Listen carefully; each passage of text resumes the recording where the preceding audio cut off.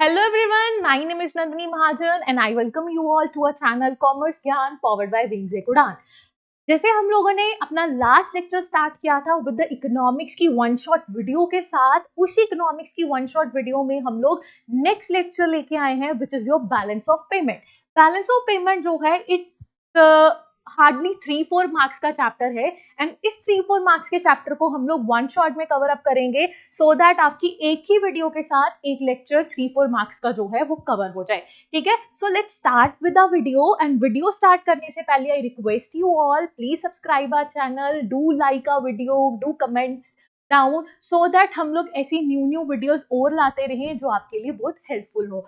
So let's start.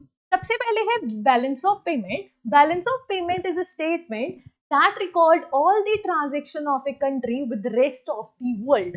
बोल रहा है बैलेंस ऑफ पेमेंट बेसिकली क्या है, जितनी भी ट्रांजैक्शंस होती हैं एक कंट्री की दूसरी कंट्री के साथ, उन सभी ट्रांजैक्शंस को हम लोग क्या करते हैं, रिकॉर्ड करते हैं। ठीक है, अब कह रहा है बैलेंस ऑफ पेमेंट में क्या क्या आता है, visible items, invisible item, unilateral transfers and capital transfer. अब हम लोग देखते हैं हर टर्म को हम लोग रिस्पेक्टिवली देखते हैं कि हर टर्म का मतलब यहाँ पे क्या है। ओके, यहाँ पे है हमारे पास balance of payment.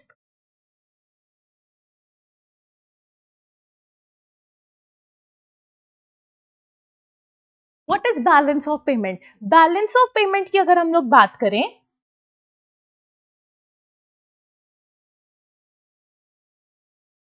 Okay, balance of payment की अगर हम लोग बात करें, बैलेंस ऑफ पेमेंट क्या हुआ, एक कंट्री की transaction, what it talks about, transactions of a country, transaction of a country with rest of the world, with rest of the world। तो ये बोल रहा है एक कंट्री की ट्रांजैक्शन जो रेस्ट ऑफ द वर्ल्ड के साथ हो रही है। हम बैलेंस ऑफ पेमेंट में उन सभी ट्रांजैक्शंस को लेंगे जो हम लोग दूसरी कंट्री के साथ कर रहे हैं। ट्रांजैक्शंस क्या हुआ, एक किस्म का लेन देन करना, सेल परचेज करना। हम लोग क्या कर रहे हैं, एक कंट्री से सामान ला रहे हैं, उनको पेमेंट कर रहे हैं, अपनी कंट्री का सामान उस कंट्री में बेच रहे हैं और उनको पेमेंट कर रहे हैं। तो बैलेंस ऑफ पेमेंट हो जाता है जब हम लोग लेन देन कर रहे हैं एक कंट्री की दूसरी कंट्री के साथ, उसको बैलेंस ऑफ पेमेंट बोलते हैं।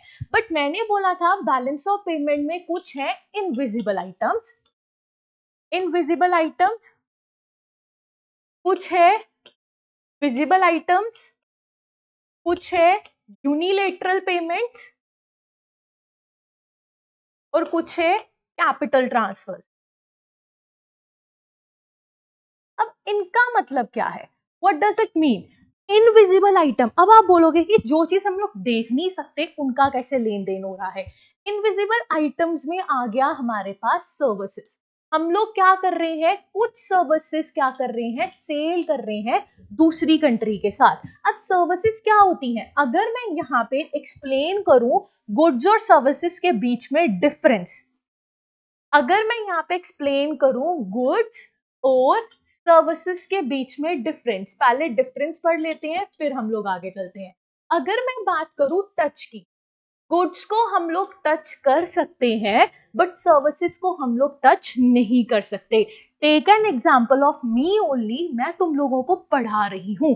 अब जो मैं तुम्हें पढ़ा रही हूँ, मैं क्या कर रही हूँ, अपनी नॉलेज तुम लोगों में ट्रांसफर कर रही हूँ, बट आप मेरी नॉलेज को टच कर सकते हो, नहीं टच कर सकते। सो सर्विसेज लाइक टीचिंग हो गया, टीचिंग में हम लोग नॉलेज को, स्किल्स को ट्रांसफर करते हैं, हम लोग उसको बेचते हैं बट उस पर्टिकुलर चीज को हम लोग टच नहीं कर सकते, we can only understand it. ठीक है, टच की बात हो गई। अगर मैं बात करूं ऑनरशिप की,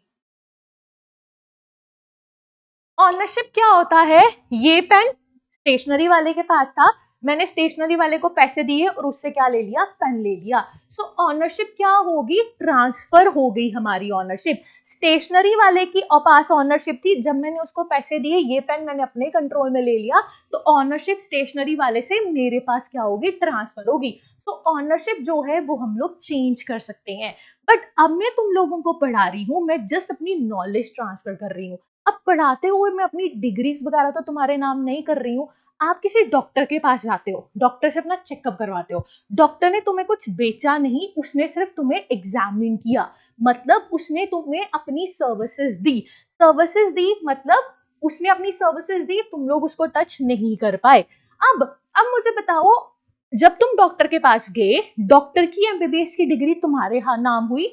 नहीं हुई। डॉक्टर की एमबीबीएस की डिग्री डॉक्टर के नाम पे ही रही। सो दैट मीन्स सर्विसेज में ऑनरशिप जो है वो चेंज नहीं होती। सो जब भी इनविजिबल आइटम्स की बात की जाए, हम लोग टीचिंग फैसिलिटी प्रोवाइड करते हैं, डॉक्टर की सर्विसेज प्रोवाइड करते हैं, ऑनलाइन कंसल्टेशन करते हैं आजकल डॉक्टर, बैंकिंग सर्विसेज हो गया हमारे पास, ट्रांसपोर्टेशन सर्विसेज हो गया। सो इनविजिबल आइटम्स में सारी क्या आ गई हमारे पास? सर्विसेज। जब हम लोग सर्विसेज को बेच रहे हैं और हम लोग उससे पैसा अर्न कर रहे हैं, तो उसको क्या होगा? Transactions of invisible items. Visible items क्या हुआ? जिनको हम लोग टच वगैरह कर सकते हैं, लाइक गुड्स। और गुड्स में तुम लोग कुछ भी ले लो, वो सारी चीजें आ गई विजिबल आइटम्स में। अब आता है यूनिलेटरल ट्रांसफर। यूनिलेटरल का मतलब one side transfer only. One side transfer का मतलब, अब कोई कंट्री हम लोगों को डोनेशंस भेज रही है, ग्रांट्स भेज रही है। अब डोनेशन के लिए मैंने उनको कुछ बेचा तो नहीं, उन्होंने अपनी मर्जी से मेरे को डोनेट किया। सो यूनिलेटरल ट्रांसफर मतलब वन साइड से पेमेंट आ रही है, बट हम लोगों ने इन रिटर्न उनको कुछ भेजा नहीं है, उन्होंने अपनी मर्जी से हम लोगों को डोनेट कर दिया, या गिफ्ट्स भेज दिए, या ग्रांट्स भेज दिए। ये सभी चीजें किसमें आ जाती हैं? Unilateral transfer. कैपिटल ट्रांसफर में मतलब कहीं पे हम लोग इन्वेस्टमेंट कर रहे हैं, कहीं से हम लोग लोन वगैरह ले रहे हैं, सो ये किसमें आ गया? कैपिटल ट्रांसफर में। तो बैलेंस ऑफ पेमेंट क्या हुआ? ट्रांजैक्शन हुई एक कंट्री की दूसरी कंट्री के साथ in terms of invisible goods, visible goods, unilateral payment and capital transfer. So balance of payment I hope आपको समझ में आया होगा। अब हम लोग चलते हैं अपने नेक्स्ट पार्ट पे। आगे है बैलेंस ऑफ ट्रेड। ट्रेड की बात कर रहा है, it is the difference between value of goods exported and value of goods imported. Balance of trade, export minus import, only tangible goods are to be included। कह रहा है balance of trade क्या हुआ? जहां पे हम लोग व्यापार कर रहे हैं सिर्फ गुड्स का, हम लोग इसमें सर्विसेज को इंक्लूड नहीं करेंगे, we will include only goods here. So जब भी गुड्स का ट्रेड होगा, किसका ट्रेड होगा? गुड्स का ट्रेड होगा, तभी हम लोग बैलेंस ऑफ ट्रेड बोलेंगे। अब type of balance of trade क्या है? Favourable, unfavourable, equilibrium. अब ये देखते हैं इसका मतलब क्या होगा।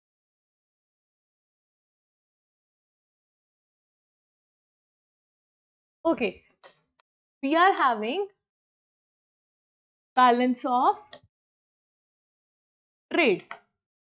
बैलेंस ऑफ ट्रेड हो गया जब हम लोग गुड्स का क्या कर रहे हैं?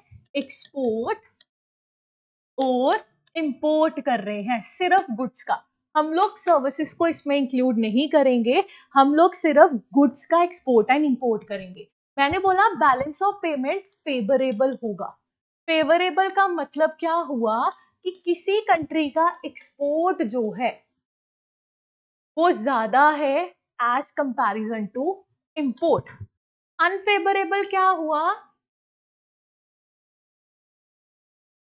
अनफेवरेबल हुआ जब किसी कंट्री का इंपोर्ट ज्यादा है as comparison to export. And equilibrium क्या हुआ?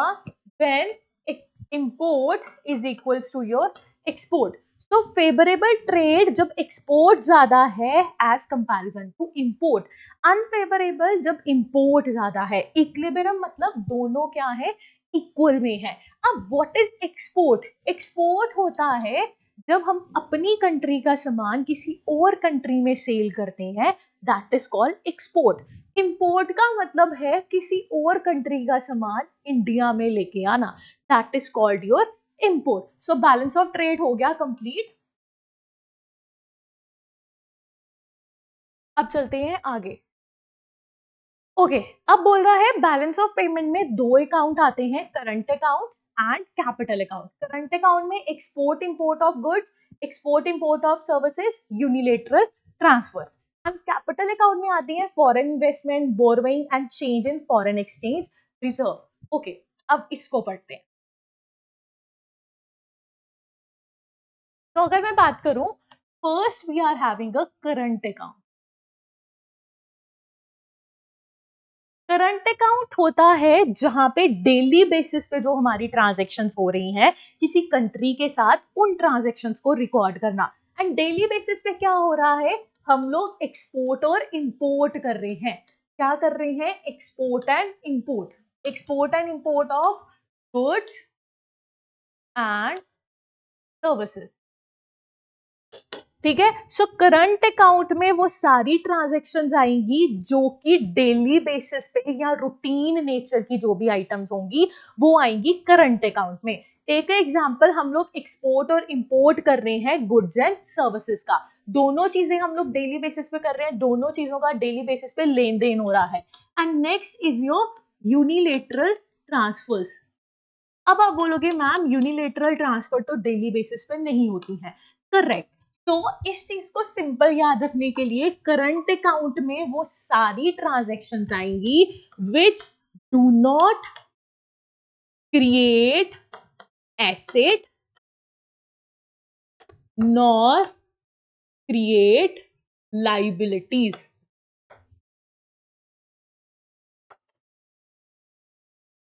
तो हमारे पास करंट अकाउंट में वो सारी आइटम्स आएंगी जो डेली बेसिस पे होंगी, या वो वाली आइटम जिसमें ना ही एसेट क्रिएट हो रहा है ना ही लाइबिलिटी क्रिएट हो रही है। यूनिलेटरल ट्रांसफर, लाइक किसी ने मेरे को गिफ्ट भेज दिया, किसी ने मेरे को डोनेट कर दिया, ये सारी चीजें जो हैं वो ना ही एसेट क्रिएट करनी है ना ही लाइबिलिटी क्रिएट करनी है। अब इसमें भी एसेट क्रिएट नहीं हुआ ना लाइबिलिटी क्रिएट हुई। So current account include all those transaction which do not create asset nor create liabilities. ठीक है, अब चलते हैं कैपिटल अकाउंट में।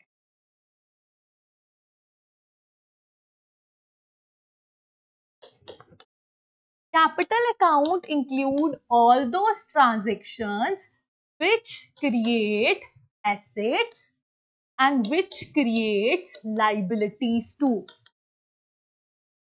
ठीक है, लाइक मैंने किसी कंट्री से लोन लिया या बोरोइंग्स की, तो उसमें क्या क्रिएट हुआ, मेरे पास लाइबिलिटीज क्रिएट हुई। किसी कंट्री ने मेरी कंट्री में इन्वेस्टमेंट की and we called it as a FDI. ठीक है, तो ये भी क्या हो गया, एसेट्स वगैरह क्रिएट हुए। उसके बाद लोन हो गया, बोरोइंग्स हो गया, इन्वेस्टमेंट्स हो गया and change in foreign exchange reserve. ठीक है, so capital account include all those transactions which create assets and which create liabilities, so that is called your capital account।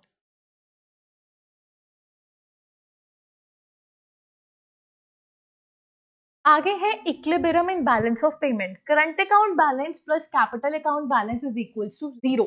There is no movement of reserve of the central bank. This equilibrium when current account plus capital account is not equal to 0, it may be a positive number or a negative number। Equilibrium होगा जब हम लोग current account के balance को और capital account के balance को add करें और उनका सम जब 0 के बराबर आ जाए, मतलब कुछ भी क्रिएट नहीं हो रहा है। डिसइक्विलिब्रियम में या अगर उन्होंने बोला डिसइक्विलिब्रियम कब होगा, या तो पॉजिटिव नंबर आया होगा, ठीक है, जब पॉजिटिव नंबर आया होगा या तो नेगेटिव नंबर आया होगा। अगर पॉजिटिव नंबर आ रहा है तो मींस हम लोगों को सरप्लस हो रहा है, हमारी कंट्री में पैसा आ रहा है। जब नेगेटिव नंबर आया होगा तो दैट मींस डेफिसिट ज्यादा है, हम लोगों ने खर्चा ज्यादा कर दिया है और इनकम क्या हो रही है, कम हो रही है।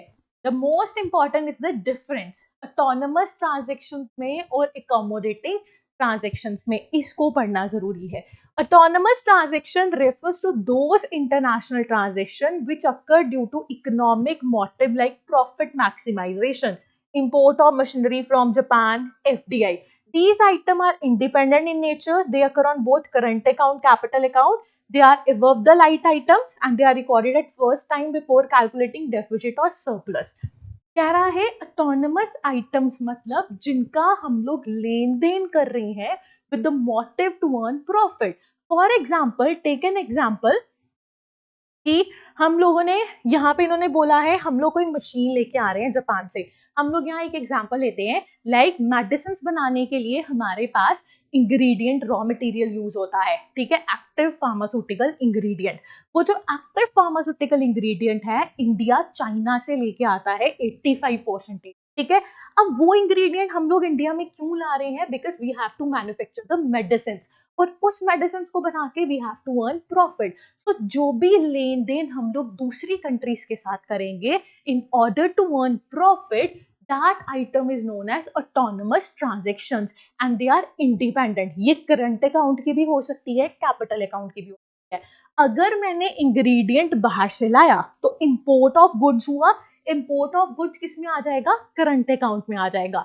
अब यहाँ पे एफडीआई की बात हो रही है। एफडीआई मतलब बाहर की कंट्री इंडिया में इन्वेस्टमेंट कर रही है। जब बाहर की कंट्री इंडिया में इन्वेस्टमेंट करेगी, that take place in the capital account. I hope समझ में आएगा। सो ऑटोनमस ट्रांजेक्शन वो सारा लेन देन with the main motive to earn the profit. अब आता है accommodating item are those which take place to cover deficit and surplus in autonomous transactions. Okay. These items are dependent, they take place on capital account only। अब कहता है capital account में sometimes हम लोगों ने बोरोइंग्स ज्यादा कर ली और हमारे पास इनकम नहीं हुई। अब उस बोरिंग्स को रीपे तो करना है, तो हम लोग उससे क्या करेंगे? उस आइटम, उस डेफिसिट को कवर अप करने के लिए हम लोग कुछ और नया सोर्स ढूंढेंगे। तो एकमोडेटिंग आइटम होती है जब ऑटोनमस आइटम में लॉस हो जाए या डेफिसिट हो जाए, उस कमी को कवर अप करने के लिए जो हम लोग लेन देन करेंगे वो होगी एकमोडेटिंग आइटम। ऑटोनमस सिर्फ प्रॉफिट अर्न करना, अगर ऑटोनमस के थ्रू ज्यादा एक्सपेंडिचर या ज्यादा लॉस या ज्यादा डेफिसिट हो जाता है, उन आइटम्स को ठीक करने के लिए हम एकमोडेटिंग ट्रांजेक्शन्स का क्या करते हैं? यूज करते हैं। सो ये था हमारा balance of payment chapter one shot में। आई होप आपको वन शॉट वीडियो हमारी बैलेंस ऑफ पेमेंट की अच्छी लगे और आपके सारे कॉन्सेप्ट्स क्लियर हो जाए। अगर सभी कॉन्सेप्ट क्लियर हुए हो तो please like our video and do subscribe our channel. So next lecture के लिए वेट कीजिए, तब तक के लिए bye bye and all the best.